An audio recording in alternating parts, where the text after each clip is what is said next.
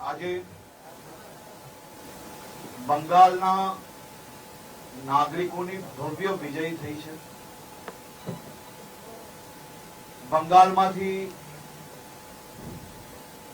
બંગાળના નાગરિકોને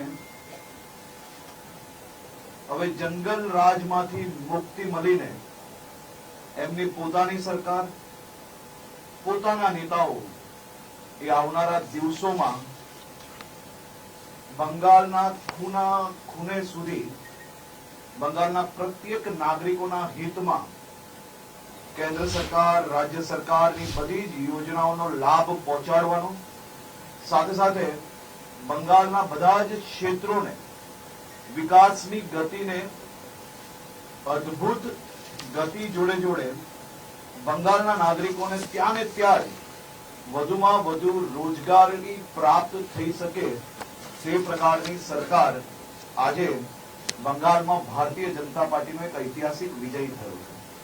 આદરણીય પ્રધાનમંત્રી શ્રી નરેન્દ્રભાઈ મોદીજીની વિકાસની રાજનીતિ એ બંગાળના ગામે ગામ સુધી લોકોને ભારતીય જનતા પાર્ટી જોડે જોડવામાં એક ઐતિહાસિક સફળતા પ્રાપ્ત થઈ છે। હું એવું માનું છું કે બંગાળ નહીં પરંતુ દેશની રાજનીતિની આજની આ જીત એ દેશની રાજનીતિની સૌથી મોટી અને ઐતિહાસિક જીત છે।